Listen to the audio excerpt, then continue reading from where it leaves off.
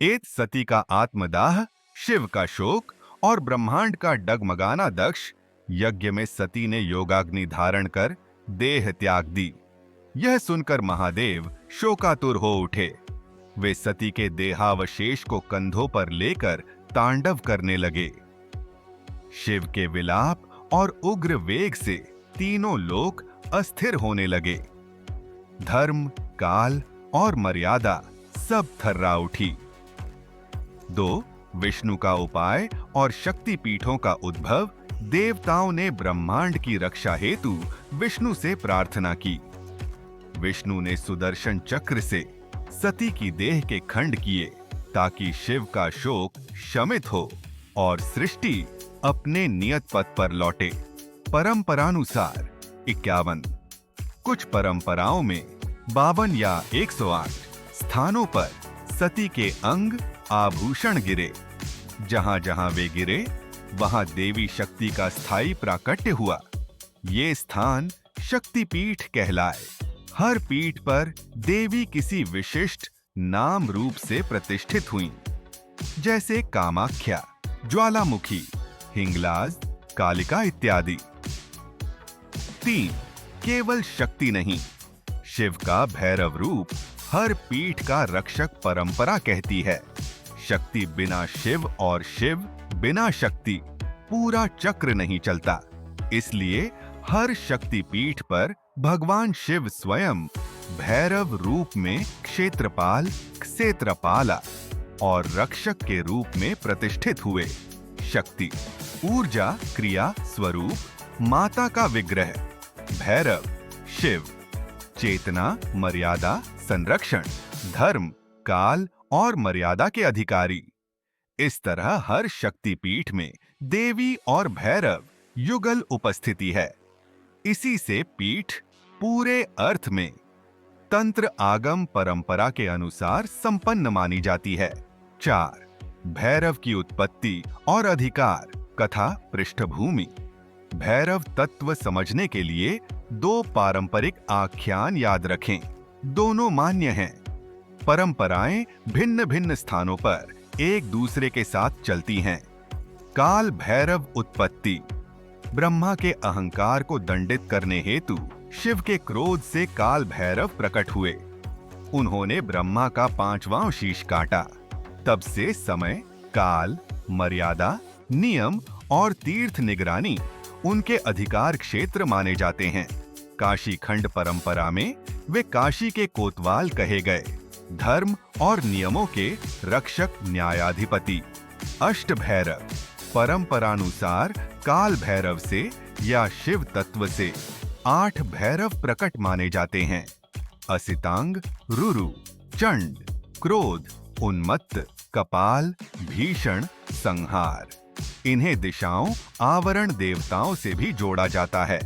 स्थानीय परंपराएं मैपिंग बदल सकती हैं। तंत्र परंपरा में 64 भैरव भी कहे जाते हैं। 8 जो भैरव तत्व के विविध दैवी कार्य दर्शाते हैं। यही भूमिका शक्तिपीठों में भैरव की नियुक्ति का आधार बनती है। भैरव यानी नियम पालन, काल मर्यादा, अनुष्ठानों की शुचिता और देवी पीठ की रक्षा। 5 शक्तिपीठ पर भैरव क्या क्या करते हैं। अवतार भूमिका, जमीन से जुड़ी, क्षेत्रपाल, गेटकीपर, बाउंड्री गार्डियन।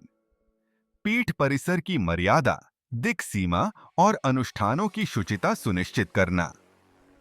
व्रत दीक्षा के रक्षक, तांत्रिक शाक्त साधनाओं में दीक्षा व्रत की रक्षा। नियम भंग पर भैरव दंड की मान्यता। काल पालन, नवरात्र, अमावस्या, अष्टमी, मध्य रात्रि आदि विशिष्ट कालों में साधना का संरक्षण। द्वारपाल पूजा पहले। कई पीठों में प्रथा है कि मुख्य देवी दर्शन से पहले भैरव दर्शन निवेदन किया जाता है। यह स्वीकारोक्ति है कि मैं मर्यादा नियम में प्रवेश कर रही हूं। तामसिक से सात्विक रूपांतरण। भैरव को तेल, तिल, काली उड़द, मदिरा जैसी आहुतियां कुछ तांत्रिक परंपराएं देती हैं।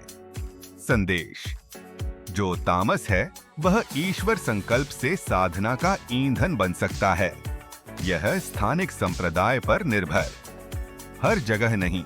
6. किस किस पीठ पर कौन सा भैरव? सत्य और भिन्न परंपराएं, सूचियां ग्रंथ, संप्रदाय, क्षेत्र के अनुसार बदलती हैं। यही ईमानदार सच है।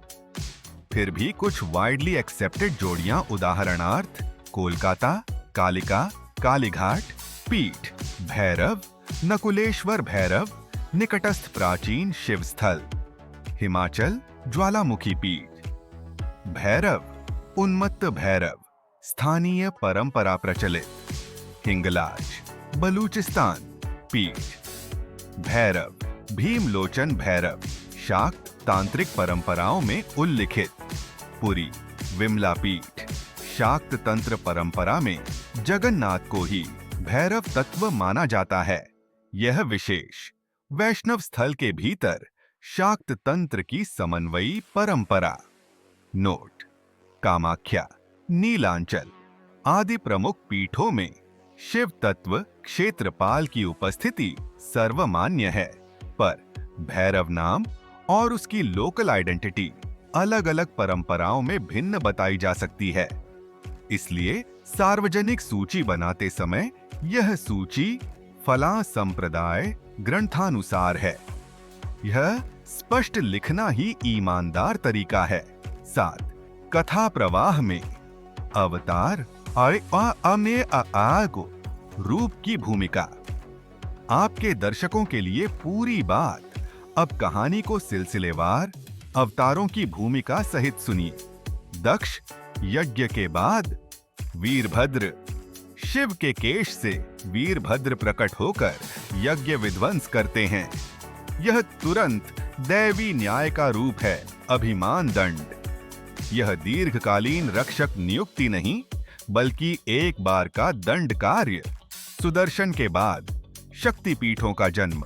सती के अंग जहां जहां गिरे वहां माता स्थायी रूप से प्रतिष्ठित पीठ बने।